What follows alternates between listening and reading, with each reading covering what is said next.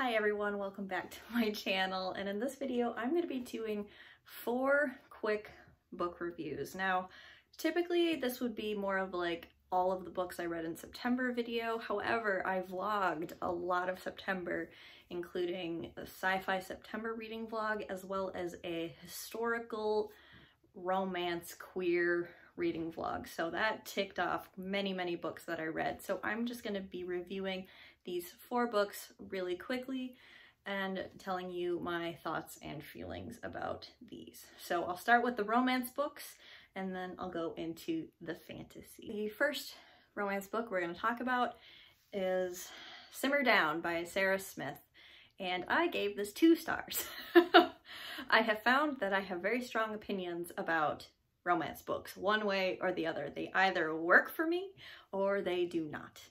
And in Simmer Down, this was about 2 characters who own rival food trucks, and they are competing for the same spot, and they work in Hawaii. So it's like a spot right on the beach, and they're like kind of like an enemies to lovers situation. Now, this concept was intriguing, which is why I picked it up. However, the execution failed for me. In the synopsis of the book, the fate of the food truck location is going to be decided in a food truck competition. So there's like a festival, and whoever gets the most votes at the festival gets to keep the spot. However, that doesn't happen until like 75 or 80% into the book. And so the first 3/4 of the book, we're just getting the hate to love, we're getting relationship building, but I was waiting for the competition element to happen, and a lot of it happened off page. And so that was just a really big disappointment for me. All in all, I just wasn't rooting for these 2 characters, and I just didn't enjoy this one as much. So 2 stars for me. Then I read Rafe by Rebecca Weatherspoon, who's a very famous Black romance writer, and this is her first book of hers that I read, and this I gave 4 stars. The reason, there are lots of reasons I gave this 4 stars. It's pretty short, it's very steamy, I actually really enjoyed the plot, and I thought it was very sweet as well, because it has to do with this single mom with 2 twin girls and their male nanny, Rafe, and the 2, the single mom and the nanny falling in love with each other. And the 2 little girls, like, forming a relationship with Rafe was really sweet. I really enjoyed that aspect. This also gave me vibes of like, when there's a big friend group of Black friends, and there's the one white guy who's cool enough, with it enough to be in this group of Black people. That's Rafe. And that is this whole book.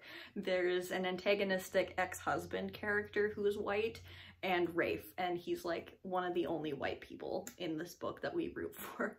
Everyone else is Black, and I thought that was incredible, and it was a lot of fun to read about all these fun characters. So yeah, I ended up giving this one 4 stars. Very steamy, very short, and I am thinking of reading book 2, following a different character, obviously. Now, let's talk about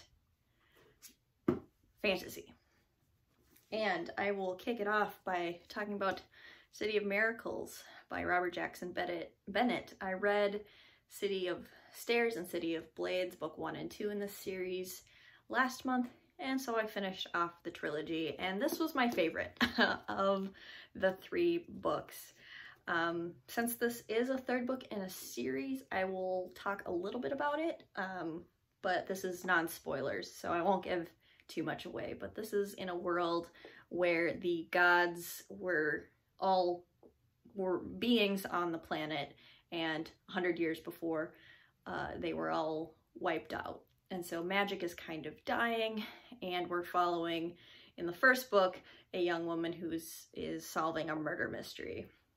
Now, the 3rd book follows probably my favorite character, Sigurd, who is a very troubled person, and he goes through so many ups and downs throughout the course of the entire trilogy, not just this last book, but he gets the ending I think he deserves in book 3. This was powerful, this was emotional, I cried at the end, and I just thought this was really, really great and a really solid fantasy trilogy. I don't think they were perfect. I think each book has their flaws. This one I think was a little long, and it, you know, it took a while to get to the ending point, but I do think it was worth it in the end. So I ended up giving this like a 4.5 stars just because of how emotional, impactful it was to me at the end. Very solid trilogy, cementing Robert Jackson Bennett as one of my favorite authors now. I am really enjoying his work. And then we have the wild card surprise to me, which is The Beautiful Ones by Silvia Moreno Garcia. This is another author that I think is a favorite. This is her 3rd or 4th book that I've given 5 stars to, and I need to read everything she has ever written and will ever write.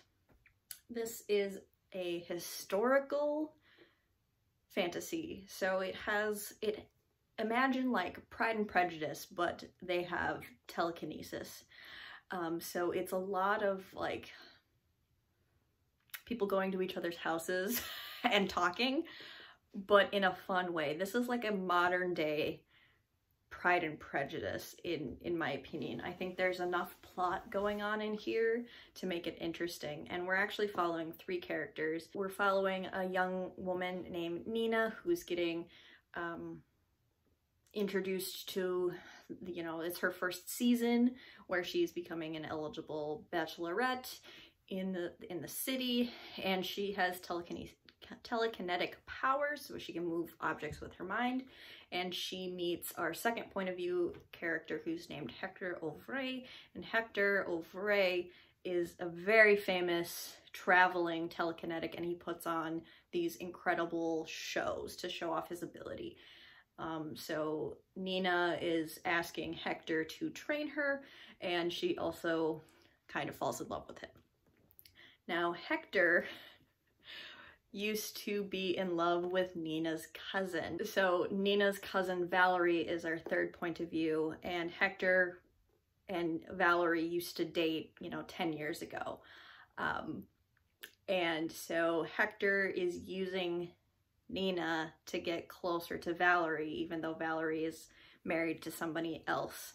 So this is exploring kind of a toxic relationship, you know, putting someone from your past up on a pedestal while ignoring the potential of a current, you know, love interest. Hector is obsessed with Valerie.